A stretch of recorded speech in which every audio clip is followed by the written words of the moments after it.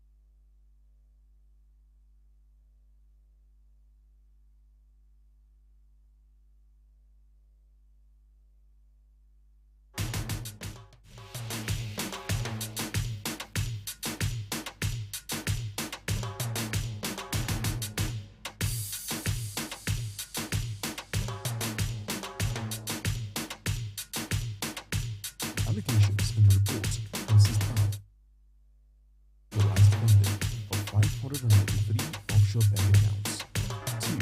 Fraudulent cash withdrawals from the CBN vault, 3.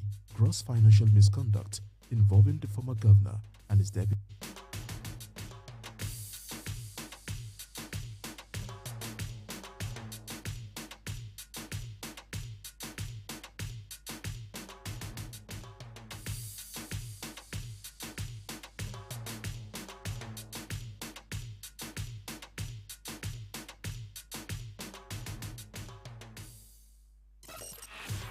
In this edition of the Mike On Podcast, Emefiele remains loud in the mouth of many Nigerians.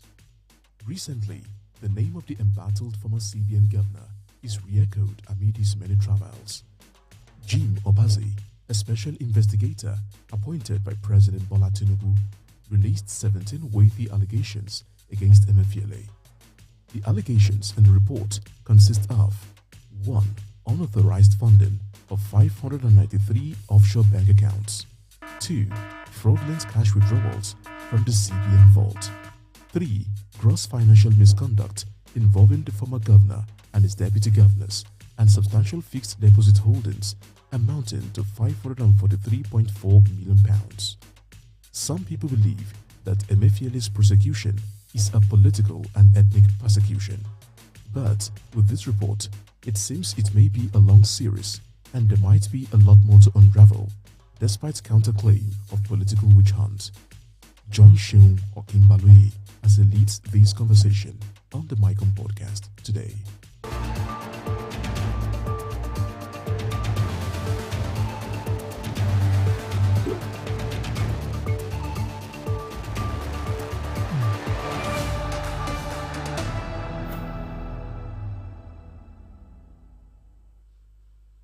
Hello and welcome to the Mike On Podcast. I'm Sheon Okimbaloy.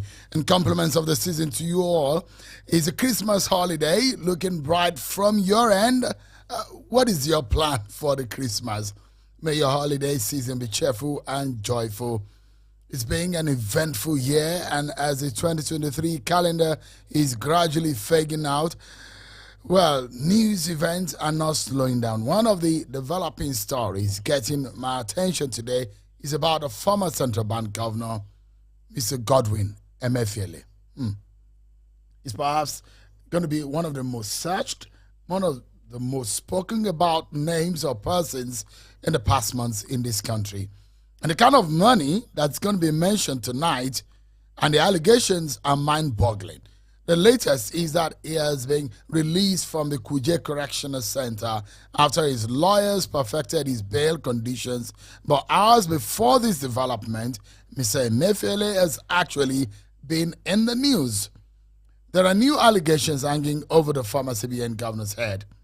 The special investigator probing him says he and others embezzled billions of naira and committed other gross financial offenses. He was also accused of fraudulent cash withdrawal running to about $6.2 million and perpetrated fraud in the redesign of the Naira. Emefiele was alleged to also have kept £548.4 million in the United Kingdom. These are strong allegations leveled against someone who not only had strong economic authority, but also held one of the most powerful public offices in the country. If fate has allowed him, Mr. Godwin Emefiele may have been the #1 citizen of Nigeria, the President of the Federal Republic of Nigeria. Well, that, politically speaking, on one hand.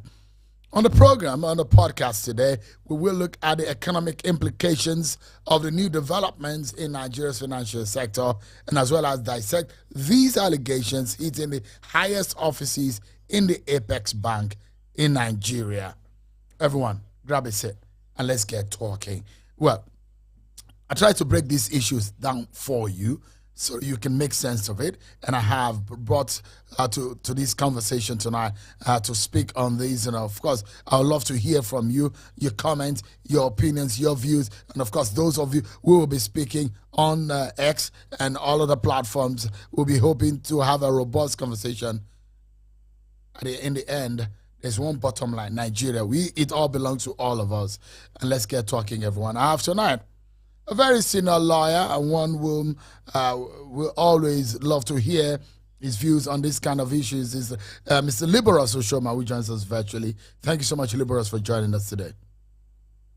My pleasure, Sean. Thank you so much indeed. And of course, I have the partner and the chief economics with the SPM professionals and economists, Mr. Paul Alaji. Thank you so much for joining us today. Yeah, thank you so very much for. So when it involves big money, either the one we are looking for, or the one we don't have, or the one we want to borrow, we always call on you. Thank you so much, gentlemen. Thank you so much. It's a serious matter, and we're discussing this kind of money in the Christmas holiday. Paul, I always think that Nigeria don't have money, but the kind of money that I'm hearing, it doesn't look like this. If the allegations are being affirmed and confirmed to be true, nobody can tell me that we don't have money in this country. Well, Nigeria has money. In fact, growing up, we've always known that Nigeria is a country that flows with milk and honey. How can we say a country among the top 10 oil producers in the world don't have money? How can we say a country that is blessed in gold, blessed in diamond, blessed in all mineral resources don't have money? How can we say a country in which the richest man in Africa, some of the richest people on this continent are living in, don't have money? How can we say a country in which we have huge and robust real estate, how can we say such country does not have money? We certainly have money. The challenge is, how is our income distributed?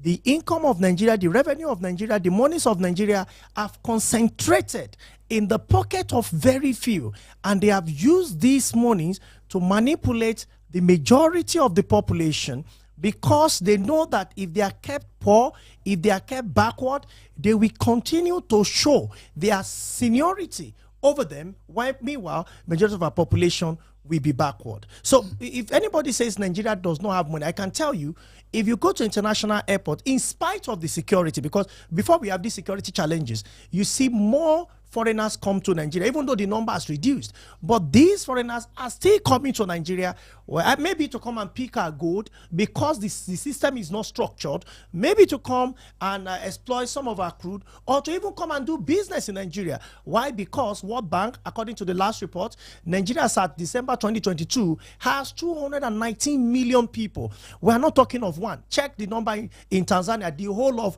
Tanzania. That is, if you have Zanzibar inside Tanzania, that's equation one. Had the whole of what's it called now, Sierra Leone into the population. In fact, Lagos arguably is bigger than Sierra Leone. So when you put all of this together, that is the market Nigeria has. Unfortunately, those that we trust directly or indirectly by appointment of those that we trust, they've milked the country dry, and the country is not just right. Imagine somebody who has no protein, who has no carbohydrates, who has no vitamin. They've taken the vitality, they've sucked the economic vitality of Nigeria. I call them economic vampires. They've sucked the most important ingredient that can make our nation great nation. Wait, how much was spent to build Burj Khalifa? $1.5 billion. How much are we talking about when you convert all the money this investigator is talking about? Perhaps some people have distributed the windows in Burj Khalifa and the doors, the elevator, the all the things you have in the Burj Khalifa that should be in Nigeria. They've spread it in over 500 banks. I'm not the one that said so. The investigator appointed by Mr. President is the one saying this. So we need to understand the quantum of what we are discussing as a nation. Liberals, because we've not even gotten to the meat of the matter, and I'm already getting goose pimples. I have some cousins and some nephews who are perhaps looking for what to feed on, and some of their own lots are citizens of Nigeria. Because if someone said, why are we going up and down, this money we could actually share it over everyone. If we are 219 million in Nigeria, if we give each person 1 million naira, so that's 290 million. That's inflation. That's over 200%. Yeah, that's what an average person will say, that he doesn't have money to feed. Oh, you're talking about so much. Why can't we just share this money and everybody go around too? But they've taken the money that belongs to that my little cousin and my little nephew who do not have hope of feeding. They've taken the ease of our own share away. Liberals, I just wanted to get your initial view about the poverty in Nigeria. And when we're talking, the headlines are talking about this big money. How mind-boggling do you think this is? Seun, if you can hear me, I am not impressed. I'm not impressed in any measure at all. The children who are less than 16, 18, maybe 20, can be impressed with all of these allegations are mind-boggling. When you hear one person, stashed away 500 and something million pounds. You think, yes. So Nigeria is waking up. No, I'm not impressed. And Shehu, I will tell you why. After this jamboree, what happens? The man is on bail. He has perfected his bail. He's gone back home. And I know his house will be a beehive of activity from this evening and tomorrow. People will be visiting him. He'll be receiving calls. His village elders will come visit him. His community people will visit him. His village chief will visit him. And businessmen who benefited from him while he was in office will come and say, you see why we didn't associate with you publicly. We wanted to do this XYZ. Some persons will go to Mr. President to beg on his behalf. The courts, the windmill of justice will grind slowly. Senior advocates of Nigeria will be falling over themselves to defend him. Some judges will be mentioned as compromising the matter until this government goes. And then another government will come, and then a new CBN governor or a new minister or somebody else will be investigated with the same mind-boggling allegation.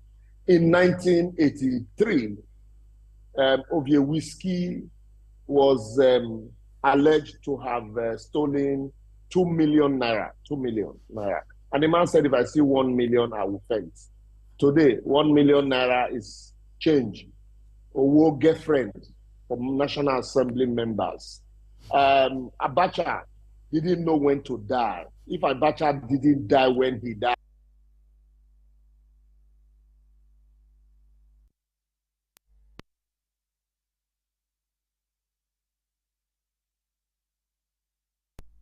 a Kanu who was organizing 2 million man.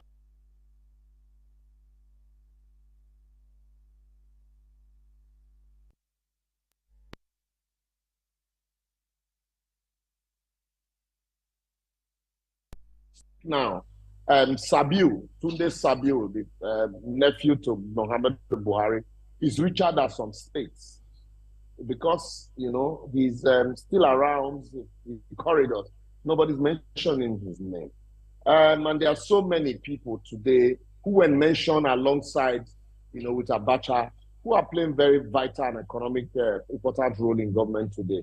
You have governors who left office and been facing prosecution since 2003, and who are stakeholders, who are senators, who are, so that's Nigeria for you. So, Emefiele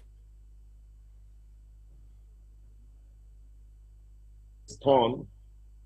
Can you hear me? Is Emefiele's turn today? Go ahead. Yeah. Emefiele probably didn't know when to throw in the towel and maybe run to London or America like Giziani, and maybe he would have been there now studying one leadership course, and then maybe subsequently beg the president that he wants to return to Nigeria, he wants to come back. Unfortunately, that's why Nigeria is a country, with so many multinationals, rich men, but poor people. The country, like my colleague has said, the country with the richest churches, the richest man in Africa, and the rest, because public office in Nigeria belongs to nobody. Everybody in government today was at some point a critic of previous governments who told us how everything, should be done well. But unfortunately, they're in government today. People are still complaining. Unfortunately, they're in government today. Some persons are still accusing fingers, are still being pointed at certain persons for collecting bribe for contract, bribe for appointments. And maybe when they leave office tomorrow, they'll be like Emefiele. So until all of us, and that's why people see government office as opportunity to chop. Sean, I can bet you, a lot of people also have been praying for you to get appointment because they think, oh, this man should go and make money.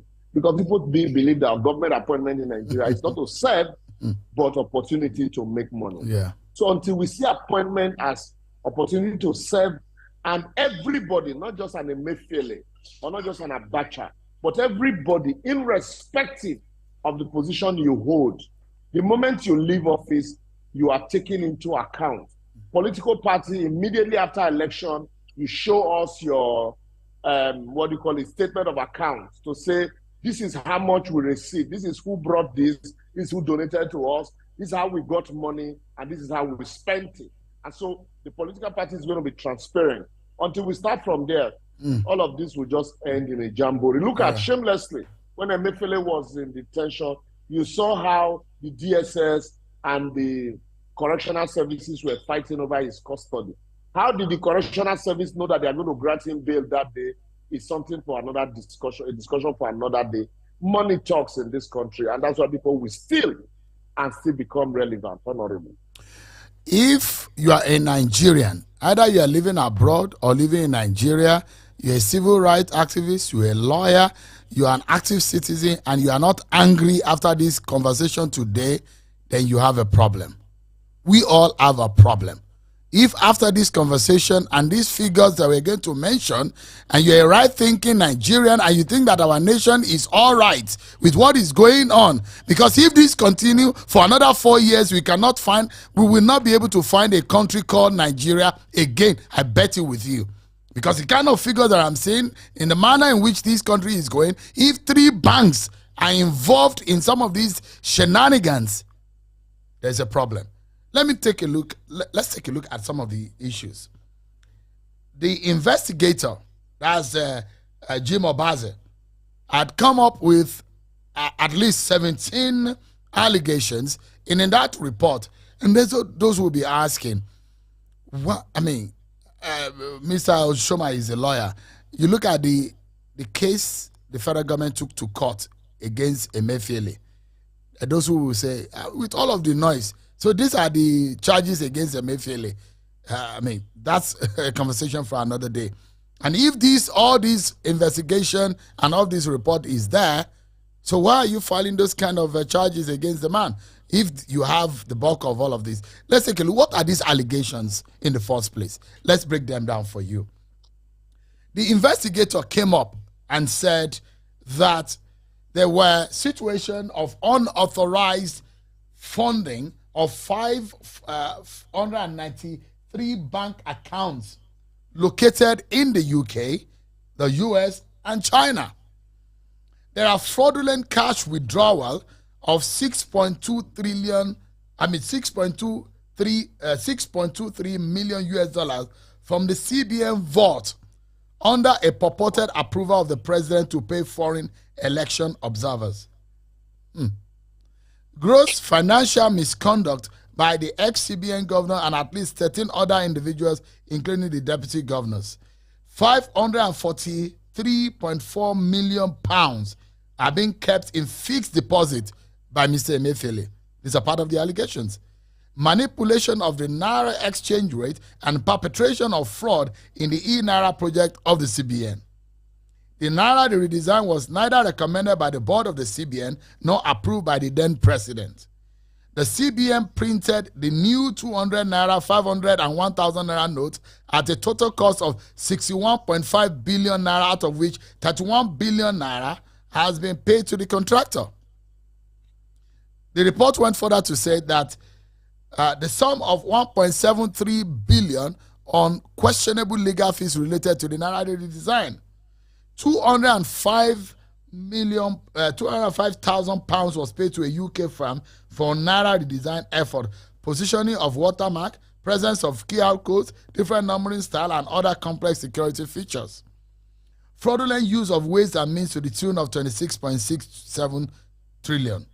Fraudulent intervention programs, fraudulent expenditures of COVID-19, misrepresentation of President's approval on the NISI Stabilization Strategy Limited, pardoning of former President Buhari's approval with 198.96 billion, approximating to 801 billion naira to 1 trillion naira.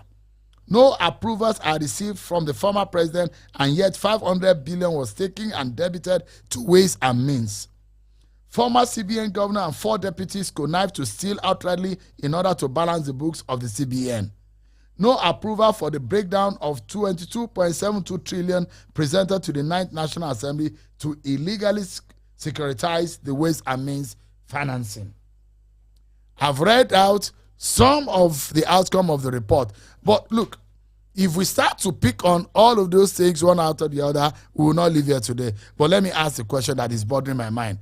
Mr. Paul Alaje, is this how powerful the CBN is? Is it that the CBN governor and his deputy, they have so much power that nobody checks them? Well, the allegation, if found to be correct, only reveal how weak President Buhari was. It's not about how powerful the former CBN governor was. It's about how weak the president, when he was the central bank governor, how weak. That is all I could see. So in a Senate climb, there was no way possible on earth that the CBN will go on with this kind of allegation without the president knowing. There is no way. And President Buhari cannot totally exonerate himself. So I read in report where they said the assistant to the president and so on and so forth. Remember when the currency redesign was made known in the public, and I was asked by gentlemen of the press what my opinion was and what I would advise. And I vehemently criticized that policy. Not just that, even the e-Naira.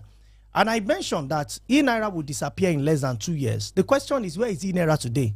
Where is he? The monies you've seen on e-Naira has gone down the drain. Financial institutions were already providing that service anyways, that e-Naira predominantly is trying to provide. The same with currency redesign. The people that died, it was not necessary. We could have saved life. In itself, currency redesign for countries may not necessarily be wrong. But the approach, the timeline, the timing with which we put all of this policy show that there were other interests, which may be financial, which may be political, etc., etc. But here is it. The president in office demonstrated highest level of weakness in terms of economic concerns. And that is why for those of us who are economists, we continue to maintain that if you have checked literature and you have checked opinion around you, especially literature, you will find out that economists continue to say that Nigeria perhaps have been taken back 50 years compared to where we should be today. Under Buhari in that 8 years. Under President Buhari in 8 years. So instead of moving forward, we're actually moving backward. And you can measure. You asked the learned lawyer about poverty. President Buhari came out 2019, 12th June, but particularly. He said he will lift out 10 million Nigerians out of poverty every year. Implication, 100 million Nigerians will be lifted out of poverty by 2029. The same year when he said it, he added 5 million to poverty. The subsequent year, he has not added less than 7 million into poverty line. The parting shot of President Buhari, not my figure, according to the World Bank report that was published in June this year, 2023, it revealed that President Buhari, before leaving office in May 29, 2023, has already added 4 million people to poverty line. What does it mean? The president may have good intention, no doubt, as a father of the nation. But what are your people? You see, what are your officers, the key officers, what are they doing? Every economy stand on 3 legs, predominantly 3 legs. The monetary leg, which is what we're having conversation about. You are hearing about currency manipulation. The currency manipulation, if it's established to be true, then Nigeria is in a big mess. Not just now, but even in the near future. The implication will not finish today. That's why I said before you make economic policy, it's like you want to play snooker. I don't know if people know what they call snooker board, where you eat the white ball and you want to pot different ball. The one that, especially when you have decided which ball is yours and which ball is to your opponent. But in an attempt to eat one ball, you are putting all your balls. It now remains the black ball. But unfortunately, you put the black ball in the wrong pocket. What does that mean? It's end of the game for you, even though you put in more effort. That is what I see with economic policies in Nigeria. Government is making effort truly, but unfortunately, the outcome of some of this policy is going to the wrong pocket. Why? Corruption. All of the things we are discussing is not because Nigeria is not looking at what World Bank or IMF is saying. And that is why I talked to my friend in IMF and World Bank, that you see, you cannot bring the same policy and you think that it works in this country, therefore it must work. Do you think that a central bank governor of any sane country will be alleged in this volume? I doubt. And I'm not saying that this allegation has been proven to be correct. It's still an allegation. Until proven, maybe we go to court as recommended by the investigator or not. But if this allegation is found to be correct, then Nigeria has a lot to worry about, honestly. So, Mr. Alaje, you are the economist here. And I look at some of the figures here, which is actually giving me issues. We are looking for money in the region. Nigeria needs money to run its budget in some of this region of these figures. Yes. And this money belongs to Nigeria, but they are in private hands. Unauthorized funding of 593 bank accounts located in the UK, US, and China. Don't forget, we've been chasing Abacha loot since Abacha died. No, if this is correct, Nigeria is just going to have another ATM. But the difference is that the source of the previous ATM is gone, it's no more alive. The source of this ATM may be alive if these allegations are said to be correct. Because, trust me, Nigeria will pursue the money. Maybe at a cost, as we have had in the case of Abacha, because some of the monies you are getting back is not coming for free. They, of course, cost that Nigeria is paying. But the question will be, how long are we going to continue to burn our own fingers because of our selfish interest around the world? Fraudulent cash withdrawal of $6.23 million from the CBN vault. What is happening? Is the vault like a wardrobe in someone's house that they just go in there to withdraw money? Or what exactly is going? $6.23 million US being withdrawn fraudulently from the CBN vault. How? Well, for me, from this understanding of CBN vault, approval must come from Mr. President. Perhaps that is what the investigator is saying, that the approval did not come. So the question is, who was actually granting approval? The same President Buhari that we know, or to pay election observers, or there is another person who is giving this approval that Mr. Emefiele may claim he does not know, or he thought is Mr. President. A lot of things that needs to be uncovered, honestly, regarding this report. To me, this is giving me a lot of worry. I'm making even the wise sound foolish. Because how do you say that as the head of a key agencies of government, monetary leg, the one of the three most important legs that holds an economy. An investigator is alleging that over $6 million is released, and that is illegally released, maybe without the approval of the president, a sitting president. It's a lot of worry to us, honestly, because if you check the implication of that money, check what the implication will be. Therefore, when you said that central bank was audited, and central bank is saying it had $30 billion, an investigator or an auditor is saying, an audit firm is saying central bank has less than $20 billion. Another organization is saying we even have less than $7 billion. And people wonder, where is our dollars? Why is it that Naira is not suddenly able to rise again? Why is it that the value of Naira continue to go down? And people wonder, when we made projection, I remember I had a show where we made a projection that by March next year, it's possible that the value of Naira will get to 1,500. I saw a lot of conversation people had about it. The question is, even the little dollar we earned, how are we spending them on election observers? Who are these election observers? What is the total value of election itself? How much was approved by the National Assembly on that election? Multiply the amounts withdrawn, multiply by the exchange rate as of that time, official exchange rate, and calculate the exact amount the federal government approved to INEC for the election. And how many election observer did we have? Is it an entire country that came to Nigeria? These are questions that are begging for answers. I mean, I can tell you, it's a lot of worry. Just as I was reading the report from Obaze on Emefiele and the allegations, I was also reading the report from Alison Desiree Madueke saying, I want to come home and I have a lot of confession. Yes, there are misdeeds, and in fact I have $9 billion that I kept in the care of the Zamfara State Governor Daud Alawa. I mean this, and he said this money belongs to Nigeria, $9 billion US. Let me bring in Mr. Liberos here, because I'm already losing my mind and I don't know. I'm having headache on both sides of my head, because these figures on one hand is giving me a problem. On the other hand is the fact that is the Nigerian coffers so easy to defraud and so easy to steal from, that this amount of money are being stolen and nothing happens in this country and everything looks normal. Are we a normal people in this country at all? Mr. Oshoma, what does the CBN laws, the CBN Act, what does it say about some of these withdrawals and the powers of the CBN governor? Yeah, the CBN Act specifically tries to insulate, and make independent the Central Bank of Nigeria to enable the governor function. And that's why the CBN governor is insulated from politics, is insulated from government interference and removal. The tenure of office is protected, and a lot of functions of the CBN are regulated by the board. But a situation where,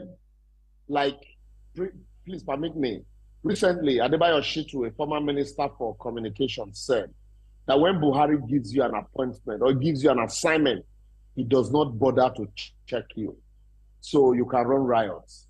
So a situation where you have a CBN governor who can run riots, and you have a president who is so inept that approval can be signed by him and he does not even know what he's signing or monitor the implementation of such approval.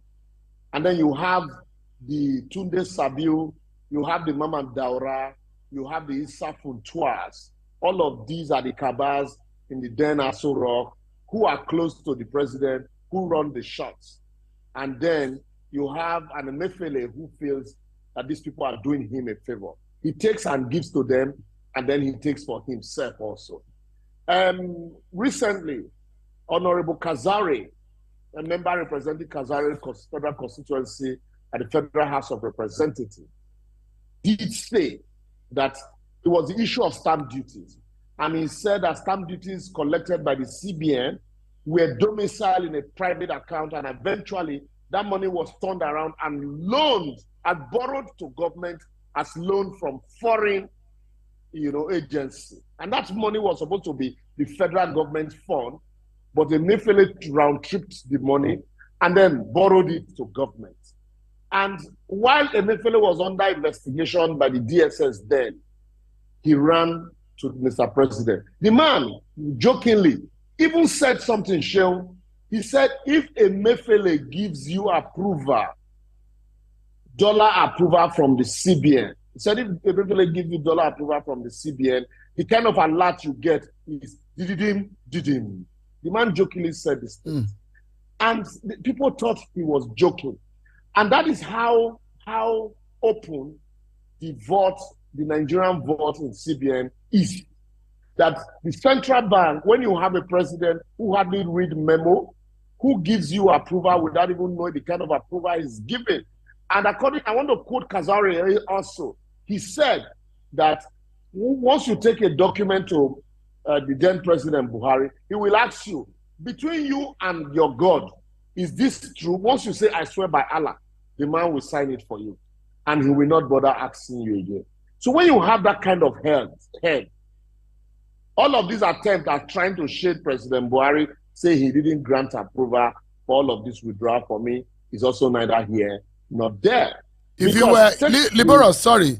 If you were President Buhari, even before they take this matter to court, because if the federal government, and this is what everybody needs to know, if you're not very familiar with the process here, is that the federal government under Bola Tinubu and on assuming office, as soon as he removed Godwin Emefiele from office, wanted to know what was going on. And he asked an investigator in the person of Mr. Obaze to look into the books. In fact, there were also reports by some auditors that came out which showed that the CBN had borrowed money from two banks. Am I right, Mr. Paul Alaje? Yes. From two banks, yes. Foreign banks that CBN had borrowed. Those are initial situation. But this one was the fact that this private investigator was supposed to unravel what really went on in the last 8 years in the CBN. Afterwards, this report will be officially submitted to the person who appointed the investigator, and the person will decide what he or she wants to do with that report. That is what we're supposed to be saying. If you were, my question is this, Liberals, if you were President Buhari, former President Buhari, even before anything comes out from the president, Bola Tinubu, what would you do to this report if you are hearing it? First and foremost, Sheon, I want to tell you that this is not the first time Obaze is investigating the CBN. This is not the first time. All of the investigation that the Obaze conducted into the CBN where Buhari just came on board, what happened to it? What became of that report? Ask Obaze himself. At some point, there were even allegations that his life was threatened. Now again, he has conducted another investigation. If I were President Tinubu, it is not just Emefiele. Emefiele didn't act alone. The central bank deputy governors didn't act alone. That's what I'm telling you. A lot of people need to also be dragged into the net. President Muhammadu Buhari, first and foremost, was the buck stopped at his table. I've mentioned today's Sabiu's name more than 3 times on this program now. He also, they said he approved the Naira redesign policy on that report. But then the question you will ask yourself, the Naira redesign policy, apart from, for you to redesign the currency, apart from approval from the board, apart from the nod by the president, a federal executive council ought to be convened to debate the matter and also give further approval. All of this were not done by the president. And the Supreme Court reiterated that position. We started debating the propriety or otherwise of these things. All of these issues, you have a president who, once he gives you an assignment, he goes to sleep and he assumes that all has been done. So why these monies were being stolen and borrowed to us as a country, while we are busy borrowing from China, borrowing from everywhere, and even the return loot from Abacha, and people were saying traders' money and the rest, these funds were being stolen clearly under a President Buhari. There's need for President Buhari also to answer to some of these allegations. All of the names that have been mentioned, all of the cabals that were in Aso Rock, Emefiele wouldn't have just sat down and been dishing out funds for himself without some people's connivance. So this report alone is on Emefiele. If I were President Buhari, President Tinubu, the issue would now be, who are those people that worked with Emefiele, including the bank MDs? Let me give you an instance, Sheon. The, Abacha's loot. It's only Abacha that we are mentioning. But banks help Abacha to ferry these funds out of the shores of Nigeria. Also, NNPC was copiously mentioned. If you also conduct a detailed analysis and investigation into the affairs of NNPC today, my brother, the can of worms that will open will be worse than what you are seeing with the CBN. So it is not enough for us to consistently mention Emefiele. That's why some people are saying it is witch hunting. Emefiele has stolen. What is happening to the case of Bauer, the former EFCC chairman? Well, how about that's his name, the former Attorney General, who said he was a lawyer, later a businessman, and now a politician? All of the allegations against Malemi, what has happened to them? So Emefiele didn't act alone, and he couldn't have acted alone. You had a chief law officer also. Even though the central bank was insulated, there were instances where approval was to be obtained and gotten. There's a chief law officer also who oversees the activities of the federal government. How did he act and how did he oversee these activities? So there's need to extend the drag net so that we can have more people come to answer, and then we'll be able to, if we want to recover money, we'll be able to recover money and then use some persons as example to serve as a deterrent to those who are there now. But unfortunately, what we do is what you call, how do I describe it now? Smoke screen. You know, you bring one person. So, Mr. Shoma, Mr. Shoma, yes. Are you saying that the President Tinubu will not have the political will, or does not have the political will to pursue the outcome of this report? He does not. Let me tell you. Because if you pursue the outcome of the report, you are going to meet a brick wall. Because there are some persons in Nigeria who are untouchable. Former presidents in Nigeria, no matter how corrupt they are, at the end of the day, they go free. Why do you think Buhari could not prosecute Jonathan or investigate Jonathan, despite investigating almost everybody around Jonathan? Because he also would not want to be investigated. It's an unwritten rule. So if you pursue, there's a level you pursue the report to, and then at the end of the day, you meet a brick wall. Gradually, we Nigerians will forget and we move into other things. Mr. Alaje said something earlier. Mr. Alaje, sorry. Mr. Alaje said something earlier. He said the Buhari government, economically speaking, took Nigeria backwards 50 years. Would you say the Buhari government or President Buhari was the worst president that Nigeria has had? Look, let me tell you, that also includes the Tinubu that campaigned vigorously for Buhari. Absolutely. That he was going to solve all of the problems. Absolutely. At what point did Tinubu disassociate himself from Buhari? He never did, all through Buhari's 8 years. So that is why I'm telling you that all of this, at the end, as mind-boggling, as nauseating and irritating this revelation and allegation is, I have known Nigeria too long enough that can of worms at the end of the day, someday will be covered. And I can tell you, maybe, worst case, if Emefiele survives this, he runs abroad someday, and then maybe someday he contests as a senator and is in the National Assembly and everything, he'll be asked, or he joins APC and will be asked to go and sin no more. So that's the same thing that will happen to this report. I am not a prophet of doom, but I have seen so much to expect anything.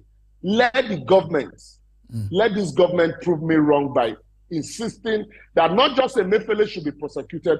Everybody that was hand in glove with Emefiele, those that benefited from him, the banks, because it is the banks that all the monies in America, China, and London? Didn't it pass through Nigerian banks, or do you think this money were carried by cash and taken to these places? No, there are bank MDs who connived, who worked with him. There are ministers who worked with him. There are permanent secretaries who worked with him. There are deputy governors who worked with him. There are businessmen. How about all of the allegations? Consistently, Dangote had been mentioned as dollars were given to him for the refinery at official rate and all of those noise. Is anybody talking about it? No, nobody's talking about it. President Buhari, now we are trying to cover to say Buhari didn't give approval for some of these things, but he was the president. He didn't give approval for the Naira redesign, but he insisted that Emefiele should go on. Is that not an approval? Is that not a tacit approval? So all of this smoke screen are trying to window dress quickly. Show all of this smoke screen are trying to window dress or to show that Tinubu is working. Tinubu is trying to do something. For me, it is what you call IGG in snooker, initial gra. Every government that understands Nigerian balance and their psychology does initial gra. Use the first 2 years to pretend to be working with the people. And when they slip, then you go on and repeat the same thing. All right, quickly. I can see a few hands here, and I'm itching to hear what the likes of Osasu will say. I'm a very big brother, and Mr. Active and a few others who are on X right now with us. But I want to know the financial implication of this. If these monies were stolen from the Nigerian coffers, in all of these years, we were running almost head-to-head budget deficit that was at par with almost our capital and the current expenditure. It's worse now.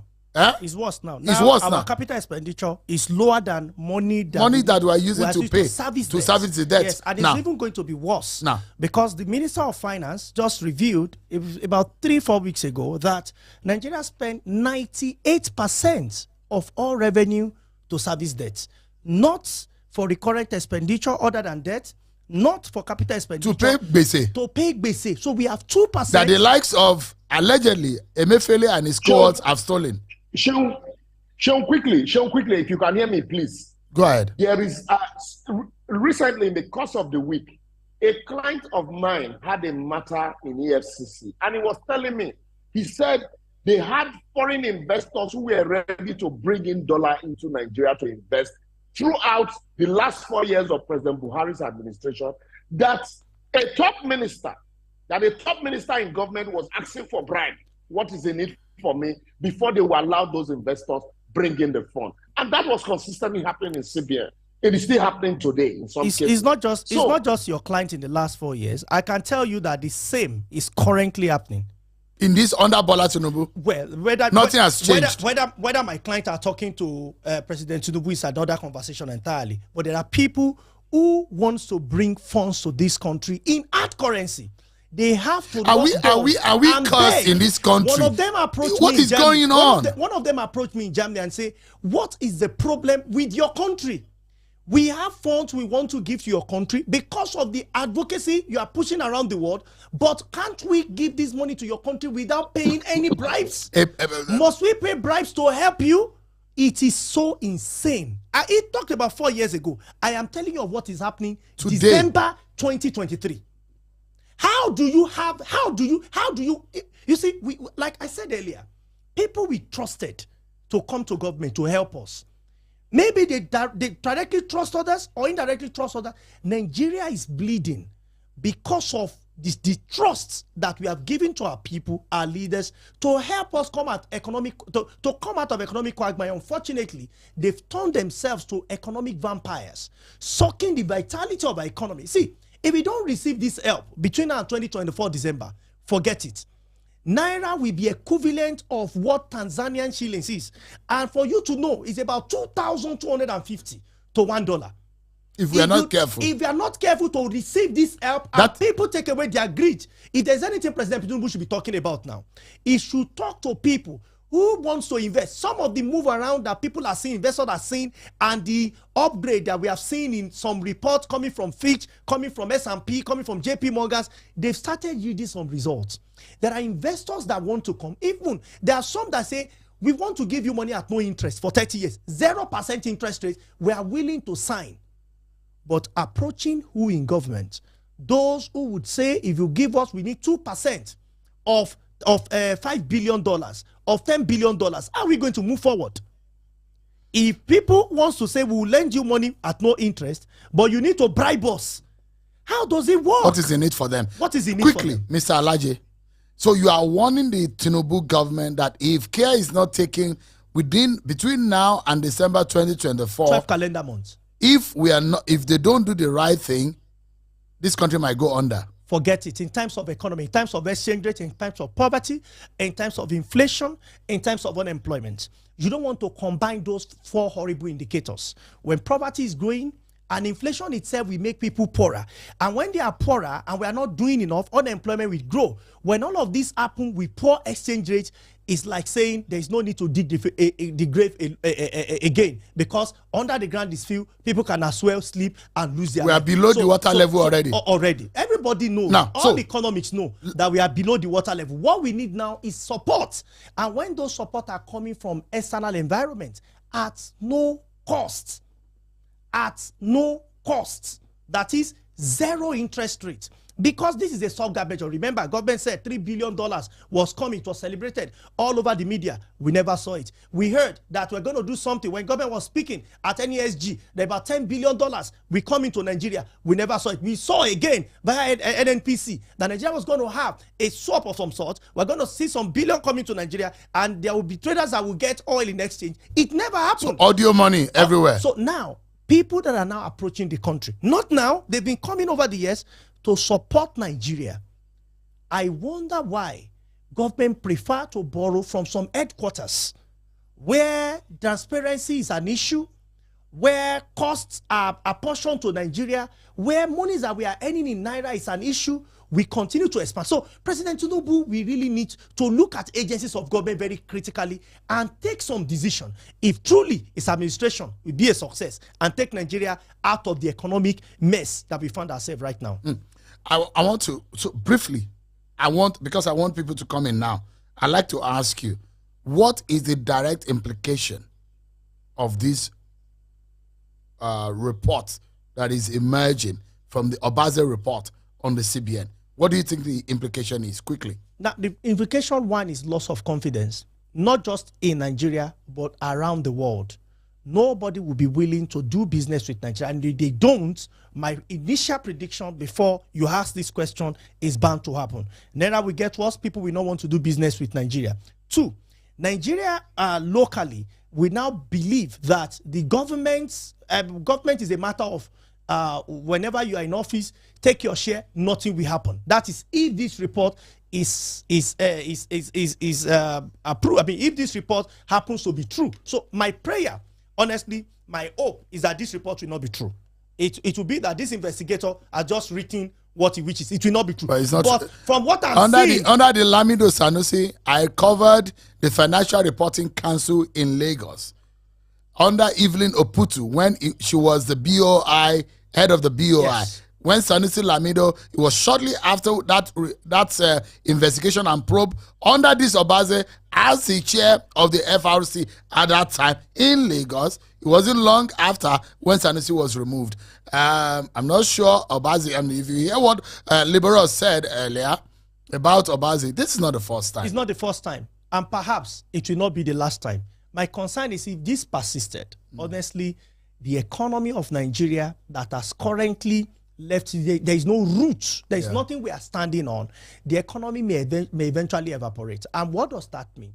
Like I mentioned, some of the key indicators for you, even those in government may even have nothing to steal anymore, apart from if they borrow. And you see, if you keep borrowing and people see that you don't have resources to pay back, then even trust we drop. Or you know what government will do? We'll raise taxes. We have removed subsidy. We have seen the implication. We have devalued Naira. The next option we have is to raise taxes. When you do that, you leave even those that we claim they are Nigerian middle class. They will fall among the poor already. You know what the number is for those that are living below poverty line. 133 million people living in multidimensional poverty. A more accurate way of measuring poverty, not just using $1.90. The more accurate way is those that are living in multidimensional poverty. 193 million of 219 million people. It does not mean that others are wealthy. It also means that they are just above the multidimensional poverty line, and it does not mean they are prosperous. As a matter of fact, about 1% of Nigeria or less are those who can say they are doing relatively fine. So if this happens, it means that we are sending signals to others that you can do this eventually. If you have so much money, then you can bail yourself out, and nothing will happen at the end of the day. Let me get, I've seen a few answers, and I'll begin with Osasu, my very big brother, Abayuana, is on the X, and I'd like to get your view, on what is going on. Does this give you a headache like it gives me? Good evening, Sean, and good evening, everyone. First of all, let me say compliments of the season. Even though it has been an extremely traumatic time for Nigeria.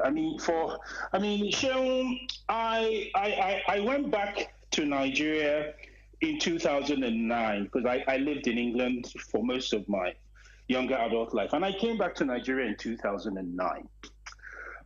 This year has been the first year since 2009 that I have been out of Nigeria for the majority of the year. I'm back in London now.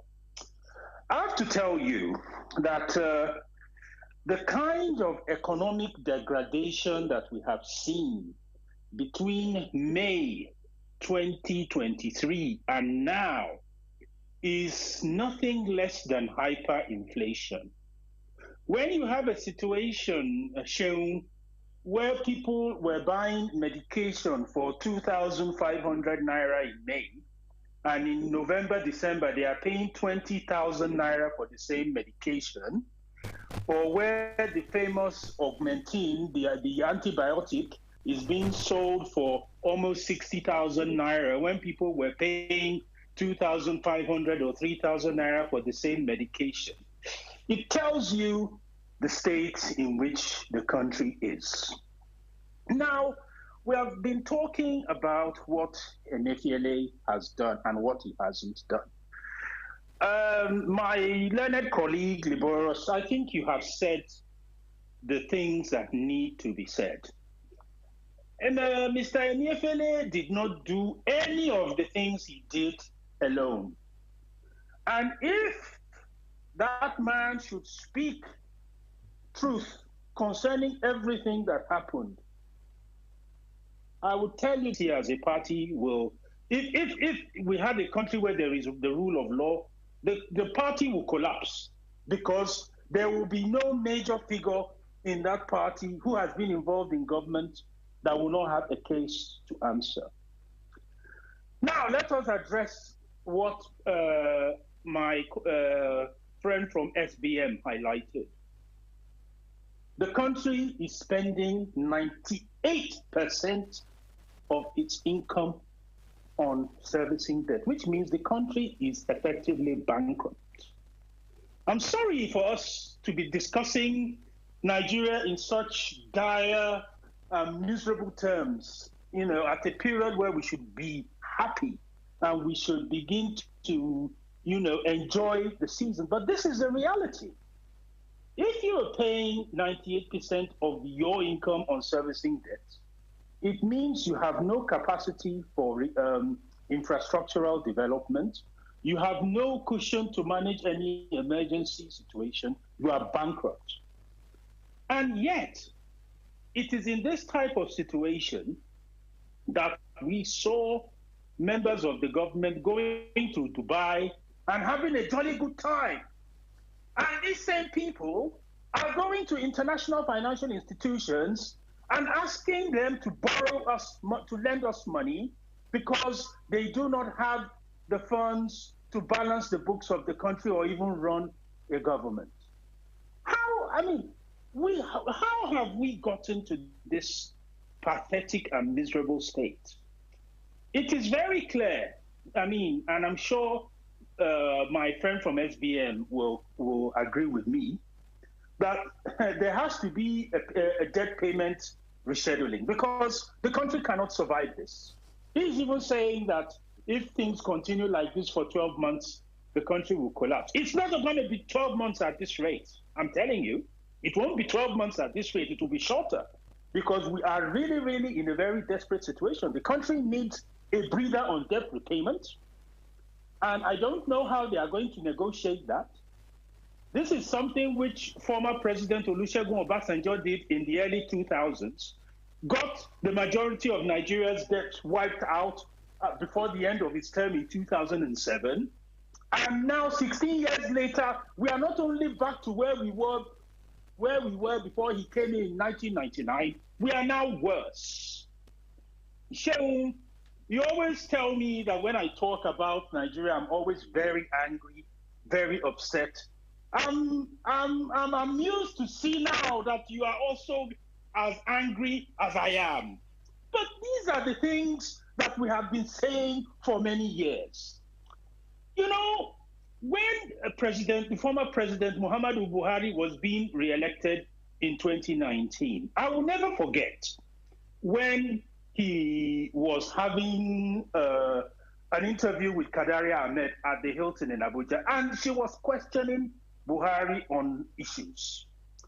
And every time she would be expecting an answer from Buhari, it was the Vice President, Professor Shivajo, that would step in to answer. To a point where she now had to tell him, Vice President, I didn't ask you these questions. I asked the President and let the President speak for himself. The truth of the matter, as everybody has said, President Muhammadu Buhari, for the 8 years, he had no idea of macroeconomic policy. He doesn't have the constitution to sit up and do the work that is required to do the job. There are many things we can say about former President Olusegun Obasanjo, about his character, about some of the dodgy things he may have done when he was president. But if there was one thing you couldn't take from him, he sat down. When he was in the office, he was in the office.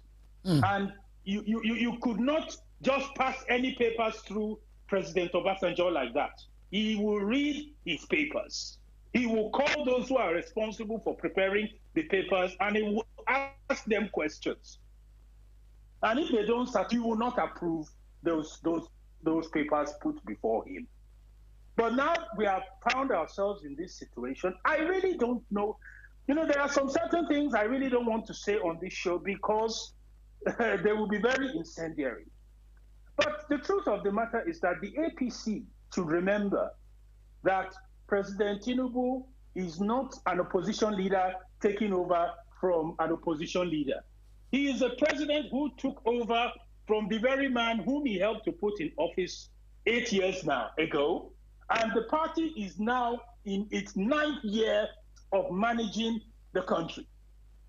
So, wherever we find ourselves today, the APC as a party must take full responsibility for where we are today. All right. There is no avoiding it. Oh, thank you so much. I'm glad that the headache and the anger is going around because I think we need to get angry to the point that we start effecting change as citizens. I think to a large extent we've had too laid back citizens in this country, and it looks to me that we have leaders who take the citizens for granted. Thank you so much, Osasu, for your hello.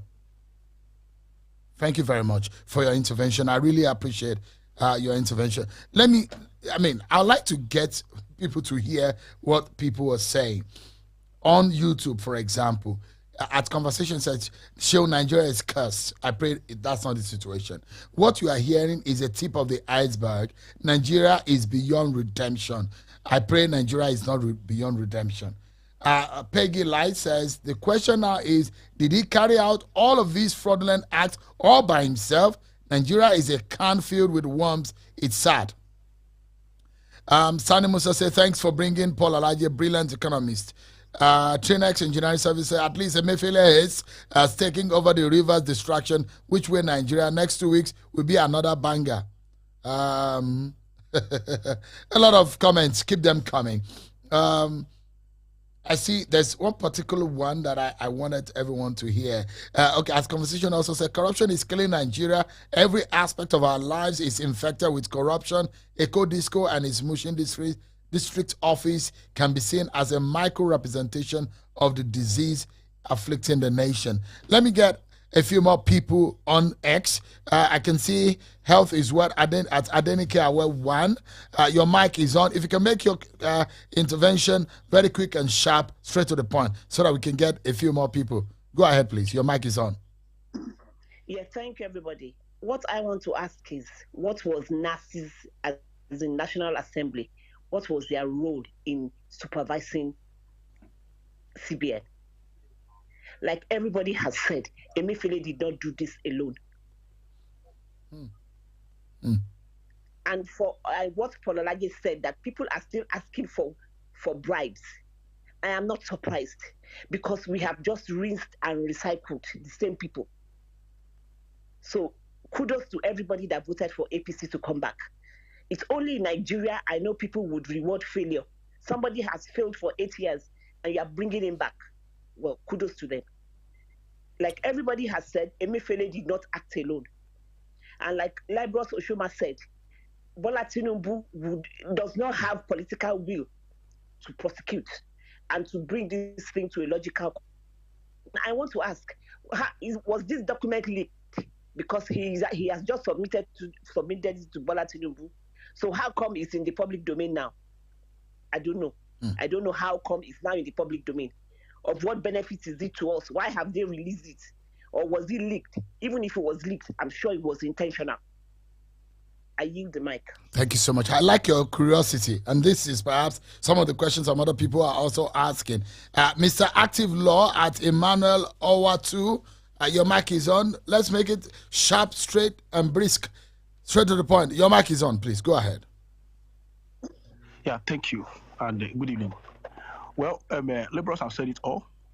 What needs to be done now is that, for instance, many of us have lost consistency in the believing that the government will do the right thing.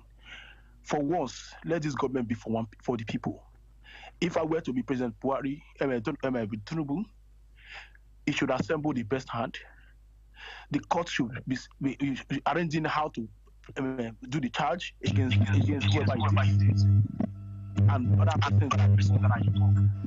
If we don't do this, it will just continue to be what it is. I understand that. Can you hear me? Yeah, it was muffling earlier, but yeah, there's a hold back. But so my belief is Nigeria can get things done. I understand that it's difficult. I understand that if you investigate to this extent that you want to investigate, even Tinubu will be one of the persons you will bring in. But the huge amount of money that is here, we cannot just say because it has been done over and over again, nothing will happen. Let's look forward to what is the way forward, because Nigeria cannot continue in this way.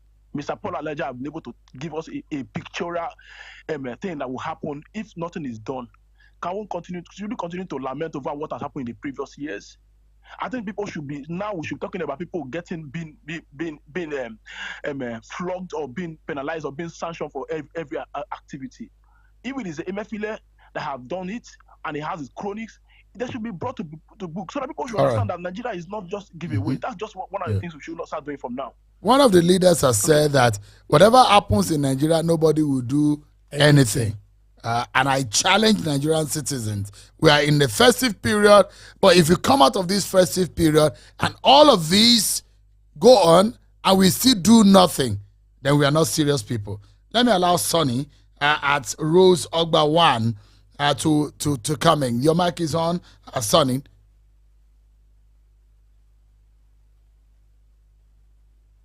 Is Sonny there? If it's not there, let's bring in at Olabi Olami Ayinde of Nigeria on Twitter. Please, your mic is on.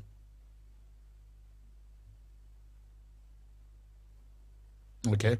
I can see another hand at Valendo04. Are you there? If you're there, your mic is on. Please go ahead with your intervention.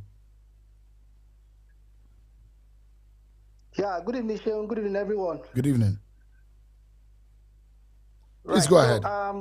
to be honest, I'm no longer hungry because I've been able to factor in this kind of, what I even say now, this kind of happenings into my own life because it's becoming part and parcels of Nigeria. So, like Libero said earlier, it's my own simple contribution is this: Nigerians should just. I'm talking about the masses now, the Nigerians. When we say we should vote in the right set of people into political offices, these are the things we are trying to run away from, and I think I've come to believe that people don't really direct impact of getting the wrong person into political offices in our own lives. You can imagine a president that all these things, I don't know whether it is true or it's not true, whether Buhari knows about it or he doesn't know about it.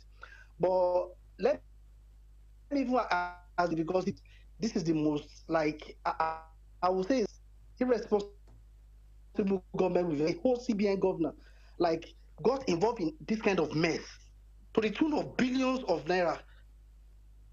And we are here, we are talking about I mean, I don't even know where. So when we say right set of people, somebody that can monitor everything the way it is going, it is because of something like this. Because it's like we don't know the impact of wrong decisions in our own life, right? We don't really understand it that if we get it wrong in that aspect, like in our leaders, these are the things we continue to see. And go and write it down. Nothing will come out of this. Already, he's going to do his Christmas in his house. So all this kind of a thing is just like a jamboree. Nothing will come out of it. Nigerians should be wise. When it's time for us to select people, I don't care whether. Let us know that this is this person I can trust. Oh, let me just collect what I want to collect. Come on, this decision will come. All right. There is something similar to what you're saying. Is what at Eco Maestro on YouTube is saying. He says, anyone that expects Tinubu to investigate and bring something positive from all of this is definitely dreaming. Let me bring in Dr. Femi Akorede at Femiek on Twitter. Please, your mic is on. Let's make it straight and brisk. Go ahead, please. All right, thank you very much. Sean, can you hear me? We can hear you. Go ahead, please. Hello, Sean, can you hear me? Yeah, I can hear you. Go ahead, please. Oh, all right, thank you very much, and good evening, everybody. Well, so to make it very brief, what is going on? Like you said when you opened this program, that sees these figures and hears what's going on and is not angry, then something is really wrong with us. This is unfair to us as Nigerian of numbers that have been dangled up and down. And I think, I'm sure President Tinubu knows that what is going on right now, is so scandalous, and he has to do something. If nothing is done, I'm telling you guys, in a matter of years, will come back, because this is just monumental corruption, and I mean, I want to believe that the news or the Zianity is saying that she wants to come back. I want to kind of believe it's true. Let her come back. Let us have, like what Obasanjo did, like a commission, a truth commission or something on corruption, and let everybody that he asks to should be brought to book. That is how we can get this thing done. With election is passed, those that have won has won, those that have lost. But now we need to do something about corruption. If we don't, I don't see us having a democracy in another 4 years. Thank you. Thank you very much. Let me allow Mr. Alaje and Mr. Oshoma to give us their closing thoughts on this.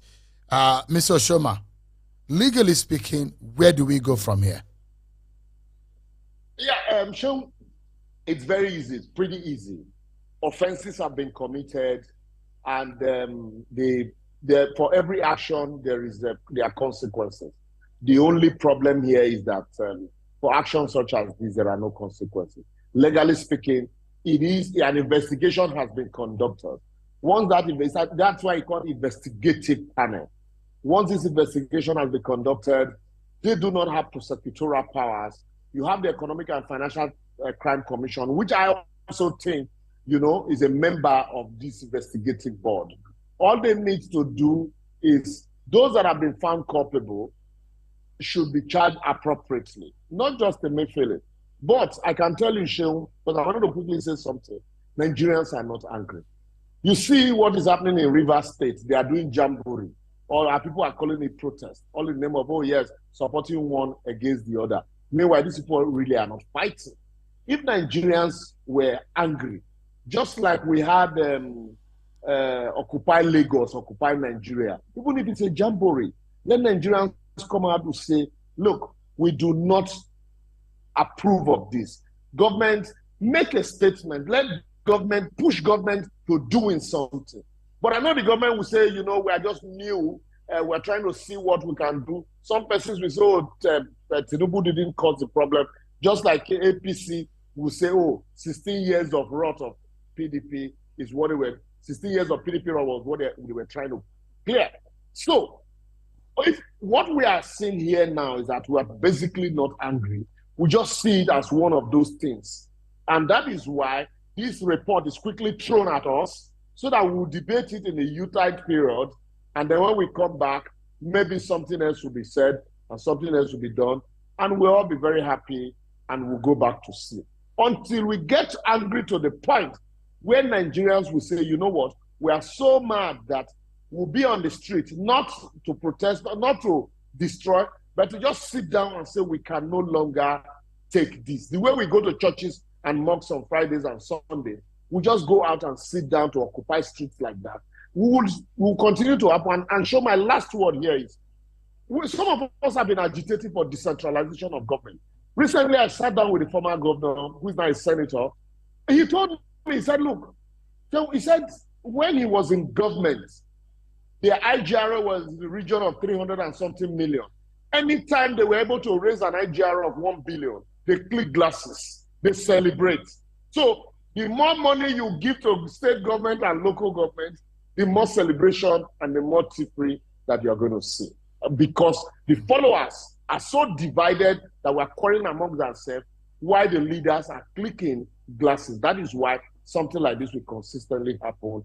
And legally speaking, nobody will be prosecuted. Thank you, Liberals. Mr. Alaje, where do we go from here? Well, first, I think we need Can we sleep with our two eyes closed, economically speaking? Well, our eyes are more like that of duck. I don't think we can sleep anymore. But first, I think our leaders need, there is need for therapists to check the minds of some of our leaders. And I think appointees of government, key position. And maybe psychiatrists also. Psychiatrists need to check to be sure that everything is okay. Because you see, the true measure of the performance of leaders is, apart from security, then you check economy. Sometimes you check economy, then you check security. Where do we go from here? I can tell you, I think the first thing is government needs to prosecute appropriately, so that that will serve as deterrent from others repeating the same act. Number two is we need to quickly recover as much as possible US dollars back into this economy, because where Naira is getting devalued is that people are saying they don't want Naira anymore, they want to hold dollars. Meanwhile, through illegal means, this is just one of the government officials that is investigated. Remember, this is the only person investigated by this government. Imagine this government has investigated 10. Imagine NNPC being investigated. Imagine other key agencies of government are investigated. Now we have. I'm not sure NNPC will be investigated. Because the leadership has been returned. Well, President Tinubu is the only one that can answer that question, because the ball is in his court. He's the leader of our country.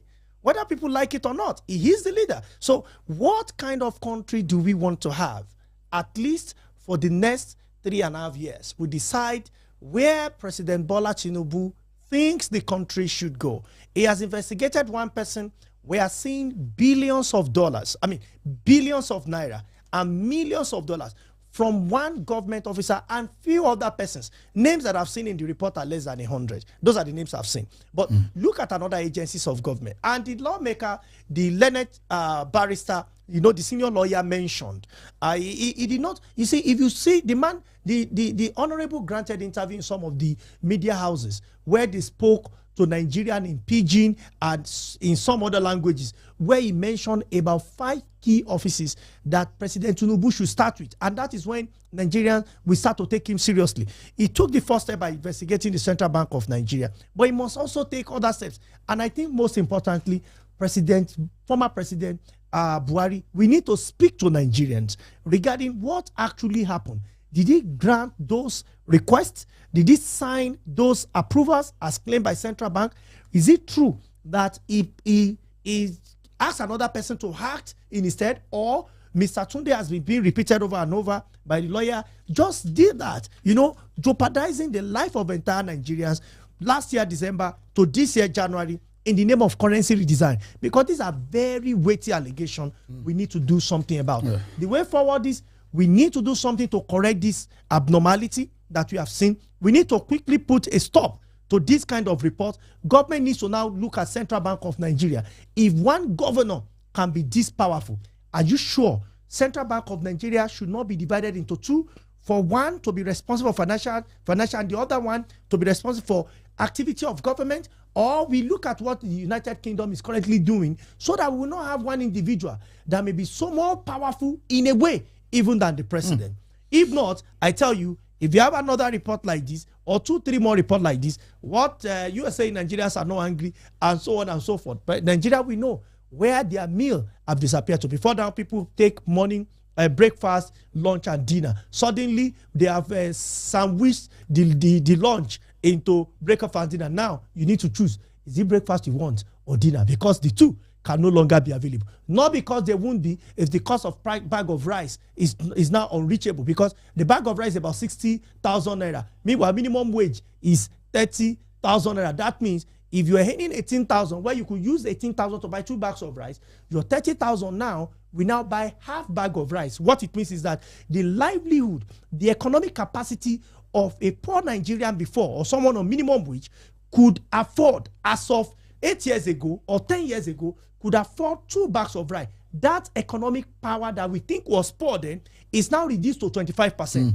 By implication, people are getting poorer, and we are pushing people down into poverty line. There will be a time when you kick a goat too much and they keep running back. There will be a time you kick it to the wall. The only thing they can do is to face those who have been fighting it. I hope that President Tinubu, and indeed all governors, indeed all lawmakers, we act very quickly by saying enough of this corruption. We need to move forward. We need to have a better nation that we can all be proud of. Paul Alaje, thank you so much indeed. Thank you so much. Chief Economist and partner at the SPM Professionals. Thank you so much indeed for your time. And my very good brother, Liberos Oshoma, a very senior lawyer. Thank you so much indeed for your time. And everyone who was lending their voice in this conversation. Well, there you have it. There's a lot to unwrap, as weighty and damning as these allegations are. The nitty-gritty of how such a large-scale financial crime was perpetrated under an administration is still unknown. Mind-boggling. It's giving me a lot of headache. And it has been established this is not the first or the second time an allegation of fraud involving highly placed individuals has been raised. What has ever happened in such cases? Does the sitting government have the guts and the political will to prosecute everyone involved top to bottom? All of these are happening as the economy continues to take the heat, soaring public debt, year-on-year inflation, unemployment figures rising every day, and other key economic indicators are looking ugly. And without being a prophet of doom, no clear-cut solution in sight. The Naira keeps losing form and growing poverty in the land. I can't go on and on, but Christmas season is upon us, everyone. Not like the problems are flying away, but let me allow my audience reflect on these for now. I wish you a wonderful Christmas, everyone. Enjoy your holidays. Thank you all for being part of this conversation. I'll see you next time. I'm Sean Kimbaloye. Bye for now. Thank you for joining us on this edition of Mike On Podcast with Sean Kimbaloye. Mike On Podcast.